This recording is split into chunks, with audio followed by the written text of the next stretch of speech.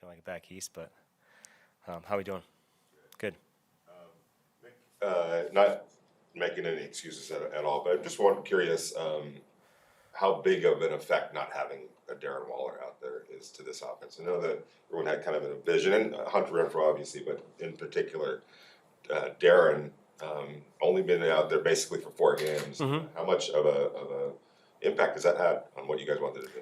You know, I think every NFL team goes through injuries. You know, it's part of the season. It's part of what happens. It's part of the grind. It's part of the process of a 17-game year. You know, not everything's gonna be perfect. So, you know, as a coach, you just try and it is what it is. You take injuries with injuries and try and move forward and do the best you can with the guys you got available on Sunday. In terms of affecting the offense, you know, again, it goes back to just doing the best with the guys we have on Sunday. Mick, when you look at your offense this year, the story's really been self-inflicted wounds. Yeah. And I'm curious, I know every week we stick with the process, but 9 games in, when that's still the case, what is the process when sticking with the process still has you doing the same thing? Yeah. And I know I keep saying I sound like say it over and over again, but you know, we've strung good days together on practice field. And I think the belief from the players and from the coaching staff and everybody is that stringing good days in the practice field together is going to result in, you know, opportunities on Sunday to produce some plays. So I firmly believe that, the players firmly believe that, and then we're going to keep pushing forward to continue to do that. And I feel like we're on the right track there. We just got to keep putting positive days together and focus on the fundamentals to reduce the negative plays. Particularly on offense, you guys have been hurt by penalties, setting you behind the sticks. I'm sure you guys are harping on that in practice Sure. and leading up to games. Why do you think that's continued to be an issue once games come? Again, fundamentals. You know, focus on fundamentals and making sure that we're doing the right thing, whether it's hand placement or it's doing our assignment the way it's supposed to be done. But you're right, penalties, falling behind the sticks is something that we have to try to avoid to stay in positive plays and produce some scoring drives. Because obviously, you fall behind like we did in the second drive of the game, it's not going to result in good opportunities. Coach, can you just talk about the positive effect that Amir Abdullah has on the offense and also in special teams? He just kind of seems like a guy that's everywhere. How much impact he have on the team and also in the locker room? Oh yeah, Amir's, you know, a phenomenal person. My brother actually had a chance to coach with him last year in Carolina, and when we signed man on special teams, and you've seen, I would say, his hard work pay off because he's starting to produce an offense, and you see him make plays in the kicking game, and that's just your role is what you make it. And he's worked hard every day in practice, studied the playbook, make sure he's on it. He's played a lot on third down and producing for us, which, you know, again, not everything can translate week one.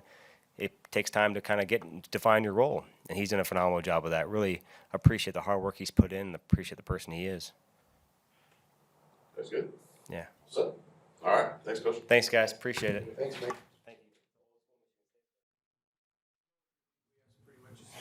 But you're 9 games in now. Yeah. And I know the commitment that Josh has, and he's the boss. Mm-hmm. We stick to the system. Yeah. But when you're 9 games in and sticking with the system is still failing, what do? Do you mix things up? I'm not asking you for secrets, but what are some things you do when the system isn't working? Just in terms of when you're not getting the results, I mean, the process is the process in terms of what we're trying to build here and what we're going to build here. The thing you got to stick to is just the fundamentals of the game, you know, and that's what it comes down to: running, tackling, block destruction, you know, trying to cause turnovers. And that's where the focus, I mean, there's a lot of stuff to improve upon right now, but the focus has to be on, again, defensively, tackling, defeating blocks, defending the deep part of the field. Nothing new there in terms of, because if we just have incremental improvement there, then the results will change. You know, so like that's a big focus for us, and then just getting better at that. And that's how I know how to go through the process. And my 14 years in the league and my 21 years coaching, that's really been a good guideline for me and the teams I've been a part of. I know it's not college where you got 70 guys on the sideline. So when you see guys missing tackle, the fundamentals, is that the hardest part about being a coach? If you've got them in the right scheme and position, you can't make the play. Is that the hardest thing? No, the hardest thing, I mean, again, I love my job, and I'm very thankful for the opportunity I have. You know, when Josh brought me here and then the opportunity to coach for the Raiders, a historic organization, and to be in the NFL, I'm very grateful and love my job. I mean, is it hard? I mean, I don't know. I don't know if anybody cares if it's hard, you know, but I love my job. I can't pinpoint what's the hardest thing about the job. I tell you the thing I get the most enjoyment from is when those guys are smiling in the locker room after a win, or when they get something that you coached them on and you see improvement. And you're seeing some improvement out there, and that's a good thing. And seeing some young players step we're working towards today. You guys went out and brought in a former first-round pick, Jerry Tillery.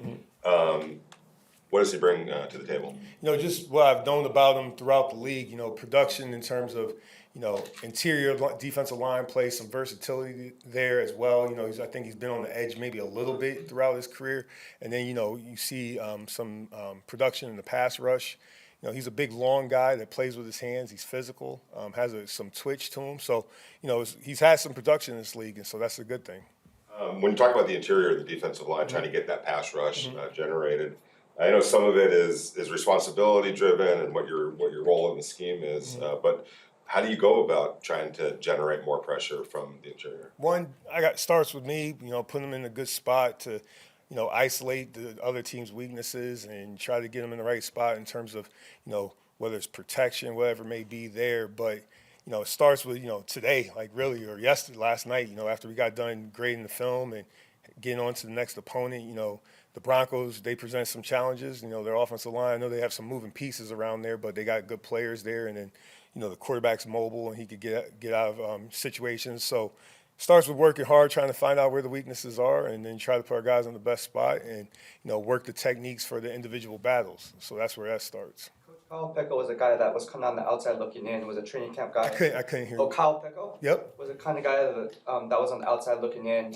He was a training camp guy. You guys released him, brought him back, and now he's elevated to the active roster, had a really good game against the Colts. Can you talk about his progress this year? He's a veteran that's been in this league for a little while, and he's been productive. The thing that stood out, just the fact that he came in and played with his hands in front of his eyes, locked guys out, found the ball. I was real pleased with that. But he's done that throughout his career. He's a good interior defensive lineman that's shown the ability to stop the run. So that was really encouraging to see.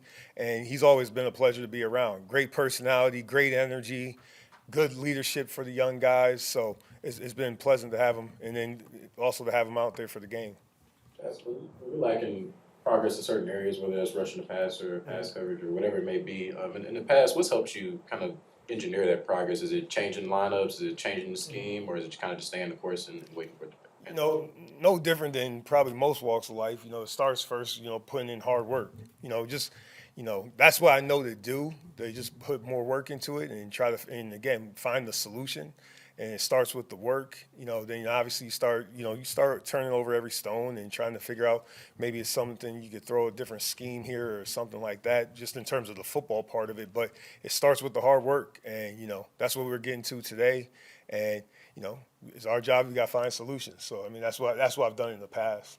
Some young players out there extensively on Sunday. Luke Masterson, Sam Webb. How do you feel like the two undrafted free agents played? Pleasantly, I don't want to say surprised. Those guys work hard. I told you before, any play time on Sunday is earned on the practice field. And they work hard. They're diligent. They study the game. They know their assignments. And you just see improvement from young players. So, again, you want to talk about, what's hard. That's the enjoyment I get. Of course, you want the result to be different. And, that's what we're working towards for Denver. But to see young players improve throughout the year and start to get it and make plays out there, I don't know if there's any, aside from winning games. And, that's a lot of the satisfaction of my job. Coach, this far into the season, of course, you came in, you had Maxx Crosby in the team, even halfway through.